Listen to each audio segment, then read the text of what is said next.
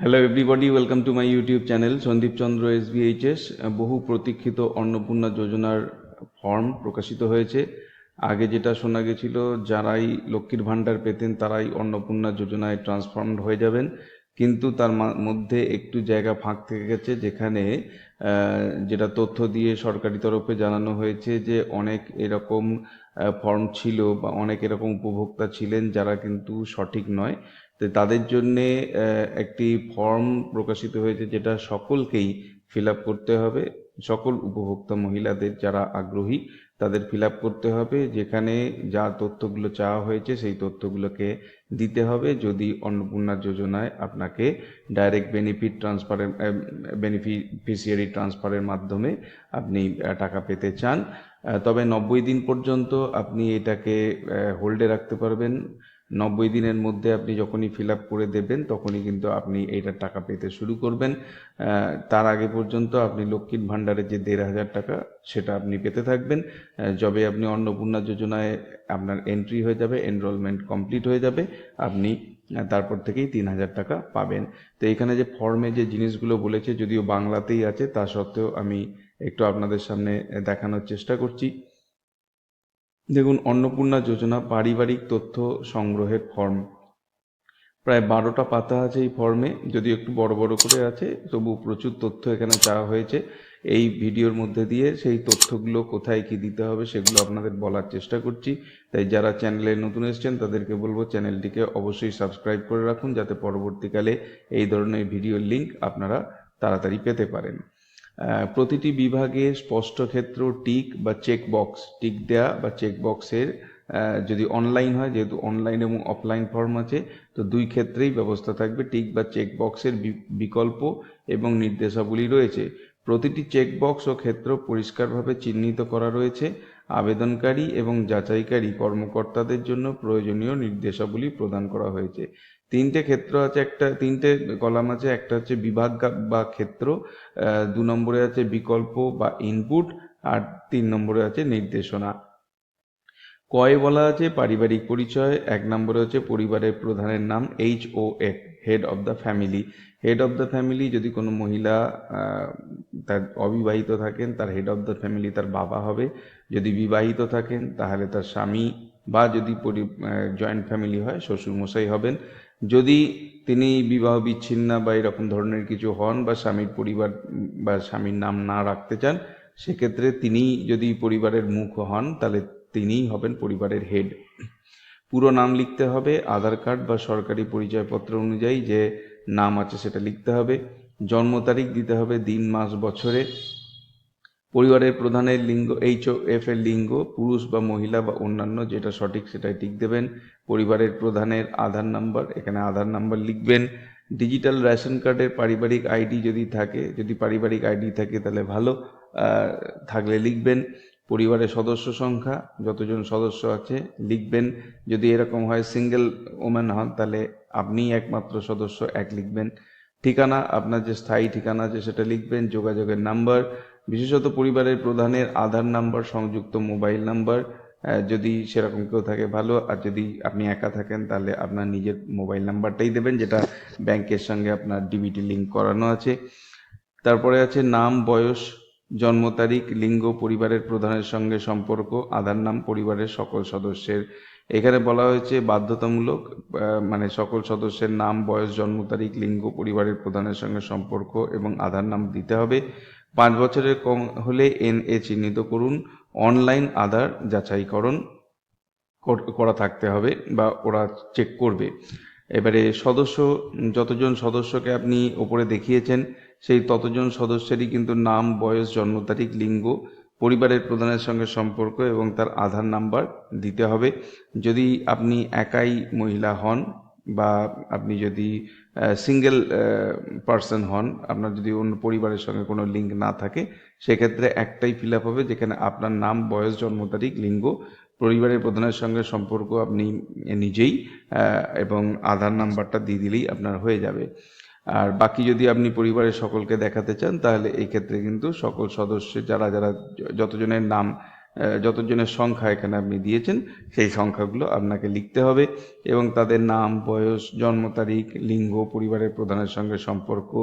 পরিবারের প্রধানের সঙ্গে সম্পর্ক বলতে, যদি ধরুন মানে আপনার হাজব্যান্ডকে যদি আপনি পরিবারের প্রধান দেখান, তাহলে পরিবারের প্রধানের সঙ্গে সম্পর্ক হয়ে যাবে স্ত্রী বা স্বামী স্ত্রী বলতে পারেন।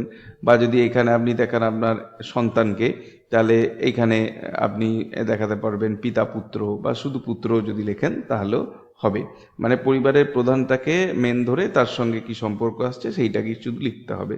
তাহলে এইখানে হয়ে গেল মোটামুটি 5জন সদস্যর নাম পর্যন্ত এখানে দেয়া যাবে। তো আপনি যদি প্রয়োজন মনে করেন, যদি থাকে এতজন, তাহলে দেবেন যে কজন সদস্য আছে। আর যদি হাজব্যান্ড ওয়াইফ হয় তাহলে দুজনেই হলো। নেক্সট হচ্ছে দেখুন 10-এ বলা আছে পরিবারের প্রধান এবং পরিবারের সকল প্রাপ্তবয়স্ক সদস্যের ব্যাংক অ্যাকাউন্ট নগদ অর্থ স্থানান্তরের জন্য। টাকা এই ডিবিটি ক্রেডিটের জন্য আধার লিঙ্কযুক্ত ব্যাংক অ্যাকাউন্ট দরকার। এখানে যারা যারা পরিবারের প্রধান এবং অন্যান্য যারা প্রাপ্তবয়স্ক সদস্য যাদের ব্যাংক অ্যাকাউন্ট রয়েছে, তাদের ব্যাংক মানে হচ্ছে কোন ব্যাংকের নাম দিতে হবে। কারুর স্টেট ব্যাংক অফ ইন্ডিয়া হতে পারে, কারুর ইউকো হতে পারে, কারুর পাঞ্জাব ন্যাশনাল ব্যাংক হতে পারে। সেই ব্যাংকের নাম লিখতে হবে, অ্যাকাউন্ট নাম্বার পুরোটা লিখতে হবে, যদিও জায়গা ছোট আছে ছোট ছোট করে লিখবেন। আইএফএসসি কোড লিখতে হবে। এইভাবে বাড়িতে যতজন সদস্যকে এর আগে আপনি দেখিয়েছেন সেই সকল সদস্যের ব্যাংকের নাম, অ্যাকাউন্ট নাম্বার এবং আইএফএসসি কোড, এবং এর সঙ্গে সঙ্গে অ্যাকাউন্টটা সেভিংস নাকি অ্যাকাউন্ট সেটাও বলতে হবে। এবং এরপরে দেখুন 11 নম্বরে আছে এপিক, HOF এবং সকল প্রাপ্তবয়স্ক সদস্য ভোটার তালিকার অংশ নাম্বার। আপনার ভোটার কার্ডগুলো কার্ডের নাম্বারটা, এপিক নাম্বার মানে হচ্ছে ভোটার কার্ডের নাম্বার। বিধানসভার ক্ষেত্র এবং অংশ নম্বর সেটা লিখতে হবে। বিধানসভা নির্বাচনী ক্ষেত্রের তালিকা যদি আপনি দিতে পারেন ভালো, বা এখানে ক্ষেত্র বা অংশ নাম্বার আপনাকে লিখতে হবে, মানে পার্ট নাম্বার এবং সিরিয়াল নাম্বার। বা বিধানসভা ক্ষেত্র যদি ধরুন কারোর হয় মানে ধরুন কালনা, তাহলে হবে সেটা 266 কালনা।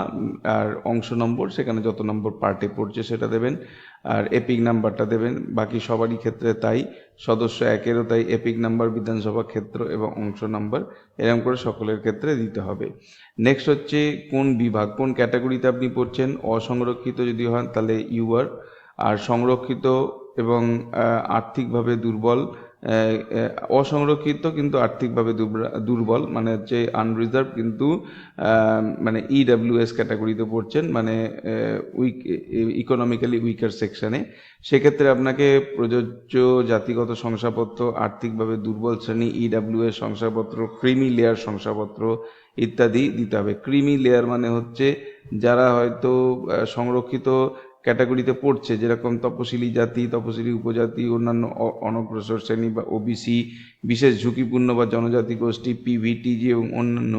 এদের মধ্যে ধরুন কিছু অংশ আছে যারা নন ক্রিমি লেয়ার। ক্রিমি লেয়ার মানে হচ্ছে যেরকমভাবে কোনো একটা যদি আপনি ওই দই টাইপের মিষ্টি দেখেন, তার উপরের অংশটা যেরকম ক্রিম ক্রিম থাকে সেটাকে ক্রিমি বলা হয়, এবং তলার দিকের যেটা সেটা অতটা মানে ক্রিম ভাব থাকে না, সেই হিসাবে ক্রিমি এবং নন ক্রিমি লেয়ার করা হয়েছে। তার মানে আপনি মানে সংরক্ষিত কিন্তু আপনি আর্থিকভাবে সচ্ছল যদি হন তাহলে আপনি ক্রিমি লেয়ার, আর যদি সংরক্ষিত কিন্তু আর্থিকভাবে দুর্বল হন তাহলে আপনি নন ক্রিমি লেয়ারে পড়ছেন।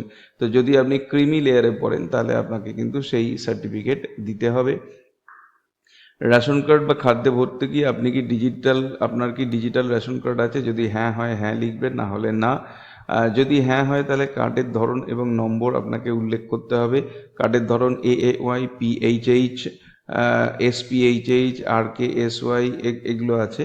কার্ডের যদি হ্যাঁ হয় তবে কার্ডের ধরন, সেক্ষেত্রে আপনার যে কার্ডটা হবে সেটা লিখতে হবে। যদি না হয় তাহলে আপনি ভর্তুকিহীন লিখতে পারেন, যেখানে আপনি কোনো রেশন হয়তো নেন না। পরিবারটি রেশন দোকান থেকে মাসিক রেশন তুলছে কিনা, হ্যাঁ হলে হ্যাঁ, না হলে না। সম্পদ হচ্ছে বাড়ির ধরন, আপনার বাড়িতে কি 3 বা তার বেশি পাকা ঘর আছে?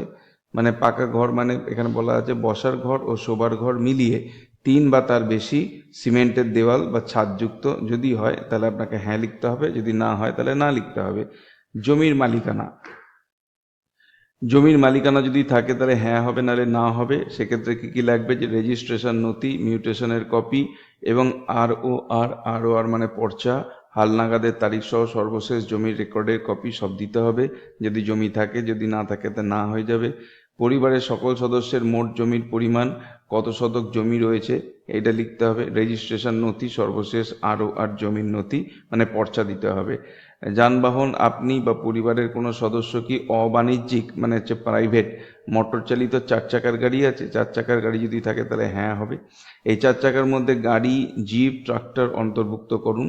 আর যদি হ্যাঁ হয় তার মডেল নাম্বার লিখতে হবে। 4 চাকার গাড়ি, 2 চাকার নয় কিন্তু।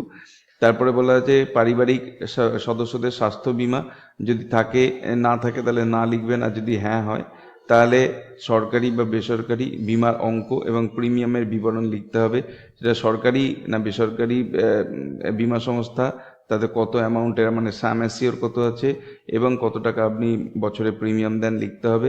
এবং সদস্যদের প্রত্যেকের জন্য আলাদা আলাদা করে আপনাকে দেখাতে হবে যে প্রত্যেকের আলাদা আলাদা আছে কি নেই। তাহলে এইটা হয়ে গেল একটা।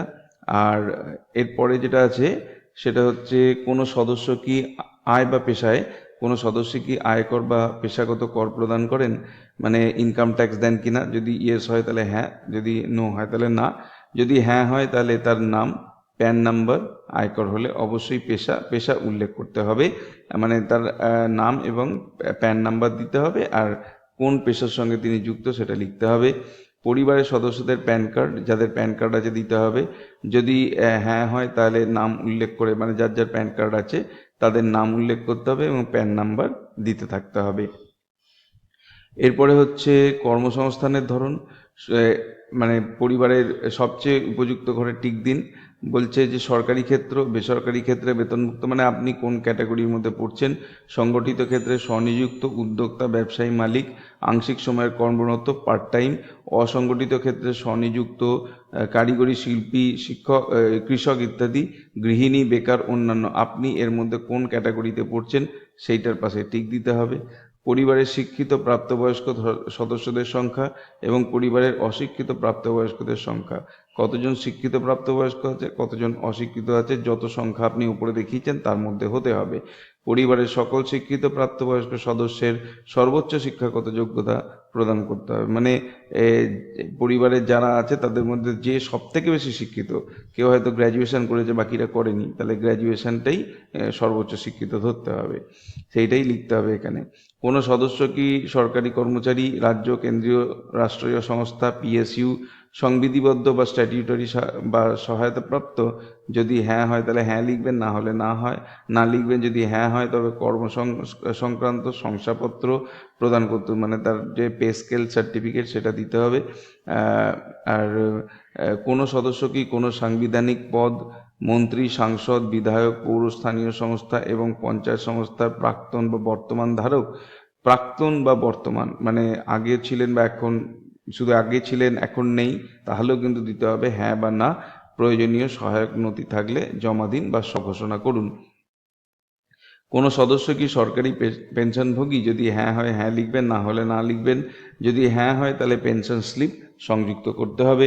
কোনো সদস্য কি জিএসটির অধীনে নিবন্ধিত হয়েছেন? হ্যাঁ হলে হ্যাঁ লিখবেন, না হলে না লিখবেন। যদি হ্যাঁ হয় তাহলে আপনাকে জিএসটিআইএন নাম্বারটা দিতে হবে।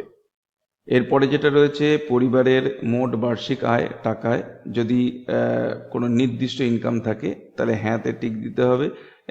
গত বছরের মোট আয় অনিশ্চিত যদি হয়, যদি মোট আয় কিছু থাকে মানে ফিক্সড, তাহলে সেই টাকাটা অ্যামাউন্টটা লিখতে হবে। যদি কোনো ফিক্সড অ্যামাউন্ট না থাকে তাহলে না লিখতে হবে, যেটার মানে হচ্ছে অনির্দিষ্ট। অন্যান্য পরিচয় বা নথি, সিএএ আবেদনের বর্তমান অবস্থা যদি থাকে, যদি আপনি সিএএতে আবেদন করে থাকেন তাহলে লিখতে হবে সদস্য এক। যদি প্রযোজ্য না হয় তাহলে এটা ঠিক হবে। আবেদন করা হয়েছে যদি হ্যাঁ হয় তাহলে আবেদনের নাম্বার লিখতে হবে। ইস্যু করা হয়েছে যদি হ্যাঁ হয় তাহলে সার্টিফিকেট নাম্বার লিখতে হবে। প্রত্যেক সদস্যের ক্ষেত্রে এই একই জিনিস করতে হবে। এরপরে আছে 2 নম্বর বলা আছে যদি কিষাণ ক্রেডিট কার্ড ARD, শিল্পী ক্রেডিট কার্ড, মৎস্যজীবী ক্রেডিট কার্ড, শিক্ষার্থী ক্রেডিট কার্ড ইত্যাদি যদি আপনি নিয়ে থাকেন বা আপনি তার উপভোক্তা হন, তাহলে তার নাম্বার লিখতে হবে এবং যে তারিখে ইস্যু হয়েছে সেটা লিখতে হবে, এবং তার সঙ্গে সঙ্গে প্রদানকারী কর্তৃপক্ষের বিবরণ, যিনি আপনাকে এই কার্ডটা দিয়েছেন সেটি কোন দপ্তর বা কে দিয়েছেন সেটা আপনাকে লিখতে হবে। যদি SIR 2026-এ নাম বাদ পড়ে থাকে তবে মামলাটি ট্রাইব্যুনালে বিচারাধীন কিনা। যদি আপনার ক্ষেত্রে এটা প্রযোজ্য না হয় তাহলে প্রযোজ্য নয় টিক দেবেন। যদি নাম বাদ না পড়ে থাকে তাহলে নাতে টিক দেবেন।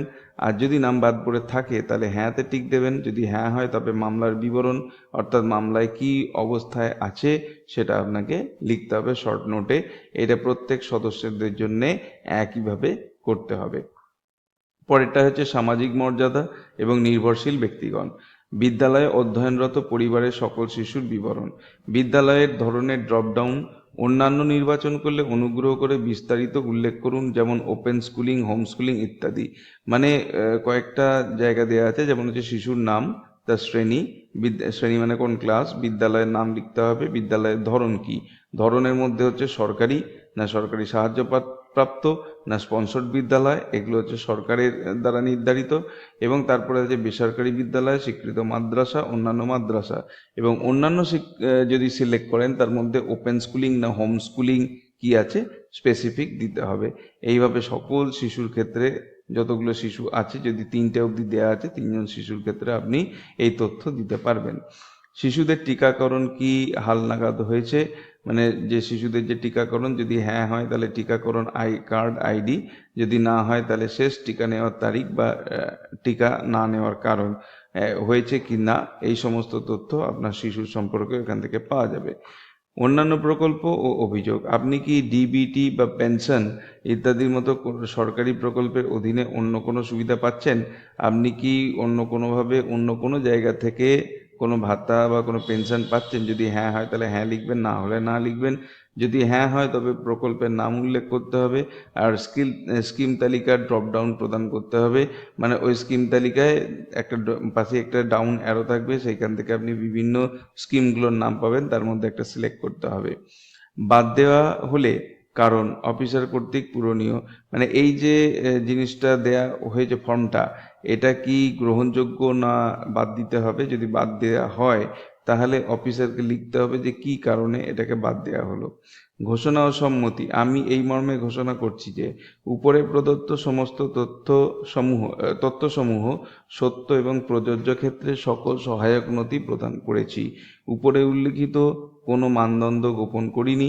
আমি অবগত যে আমার দ্বারা কোনো প্রদত্ত কোনো তথ্য মিথ্যা প্রমাণিত হলে তার জন্য আমি আইনানুগ শাস্তির যোগ্য হব। এই ল্যাঙ্গুয়েজটা একটু সমস্যা আছে, কারণ আমি আরেক জায়গা থেকে যেটা তথ্য পেয়েছি সেখানে এই লাইনটা অন্যরকম আছে, সেটা আমি আপনাদের দেখাচ্ছি। এখানে সম্মত হয়ে আপনার স্বাক্ষর থাকবে। এই ফর্মটি যাচাইযোগ্য, মিথ্যা তথ্য প্রদান করা দণ্ডনীয় অপরাধ।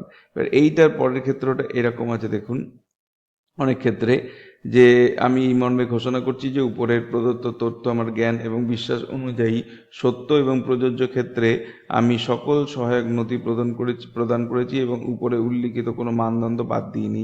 আমি অবগত যে আমার প্রদত্ত কোনো তথ্য মিথ্যা প্রমাণিত হলে আমার সামাজিক সুরক্ষা সংক্রান্ত সুবিধা সমূহ বন্ধ হয়ে যেতে পারে। এই লাইনটা দেখুন, ওখানে বলা ছিল শাস্তিযোগ্য অপরাধ, এখানে বলেছে আপনার এই জিনিসটা বন্ধ হয়ে যেতে পারে। যাই হোক, এটা স্বাক্ষর করতে হবে। এবং যাচাইযোগ্য দ্রষ্টব্য, পরিবার বলতে এমন একদল ব্যক্তিকে বোঝায় যারা সাধারণত একসাথে বসবাস করেন এবং একই রান্নাঘর থেকে খাবার গ্রহণ করেন, এরাই হচ্ছেন পরিবারের মিনিং। এবারে আপনি যে ফর্মটা আছে সেটা সরকারি অফিসিয়াল যারা আছে ফর অফিস ইউজ, তারা কি করবেন, অন্নপূর্ণা যোজনার পারিবারিক স্তরে তথ্য সংগ্রহ, ফর্ম সংক্রান্ত অনুসন্ধান প্রতিবেদন। আমি দিয়ে এখানে নাম লিখতে হবে, যিনি ফর্ম ফিল আপ করছেন, পুত্র বা কন্যা, দিয়ে তার বাবার নাম লিখতে হবে, গ্রাম বা শহর, গ্রাম শহরের নাম লিখতে হবে, গ্রাম পঞ্চায়েতের নাম লিখতে হবে, ব্লকের নাম লিখতে হবে, পৌরসভার নাম লিখতে হবে, জেলার নাম লিখতে হবে। এর দ্বারা দাখিলকৃত শংসাপত্রটি যাচাই করেছি, তার মানে এইটা লিখতে হবে কে, যে যিনি এই ফর্মটি জমা নিচ্ছেন, BLO বা BDO বা SDO যিনি হবেন তিনি লিখবেন। আমি আবেদনপত্রটি এবং তাতে প্রদত্ত তথ্য সঠিক পেয়েছি, যে আমি যে আবেদনপত্র দেখেছি তার তথ্য সঠিক। অথবা আবেদনকারীর দ্বারা প্রদত্ত নিম্নলিখিত তথ্যসমূহ সঠিক নয় বলে প্রতীয়মান হয়েছে, বা যদি কোনো তথ্য ভুল থেকে থাকে তাহলে কি কি ভুল আছে সেইগুলো আপনাকে অনুগ্রহ করে সংশ্লিষ্ট ধারা ও বিষয় উল্লেখ করুন। সেইগুলো আপনাকে মানে যিনি ফর্ম জমা নিচ্ছেন তাকে লিখতে হবে যে কি কি কারণে বা কোন কোন ধারায় আপনি এই ফর্মটাকে বাতিল বলে গণ্য করছেন। অতএব আমি আবেদনটি গ্রহণ বা প্রত্যাখ্যানের জন্য সুপারিশ করছি। এবার সব দেখে যদি আবেদনটিকে আপনার গ্রহণযোগ্য মনে হয় তাহলে গ্রহণযোগ্য হলে উনি স্বাক্ষর করবেন, পুরো নাম লিখবেন, কোন পদে তিনি কাজ করছেন সেটা লিখবেন, তারিখ এবং স্থান লিখবেন। এই ছিল আজকের ভিডিওর বিষয়বস্তু, যেখানে আমরা যে অন্নপূর্ণা যোজনার যে টোটাল ফর্মটি রয়েছে 12 পাতা সেটি আপনাদের সামনে ডিসকাস করলাম, যাতে করে যারা ফর্মটা ফিল আপ করছেন তাদের পক্ষে ফর্ম ফিল আপ করাটার কাজটা অনেক সহজ হয়। ভিডিওটি ভালো লাগলে অবশ্যই এটাকে একটা লাইক করবেন। চ্যানেলে নতুন এসে থাকলে চ্যানেলকে সাবস্ক্রাইব করার সাথে সাথে পাশের বেল বাটনে প্রেস করবেন, যাতে করে পরবর্তীকালে এই ধরনের ভিডিওর লিঙ্ক আপনারা সরাসরি পেতে পারেন। দেখা হবে নেক্সট ভিডিওতে। Till then, good bye and thank you.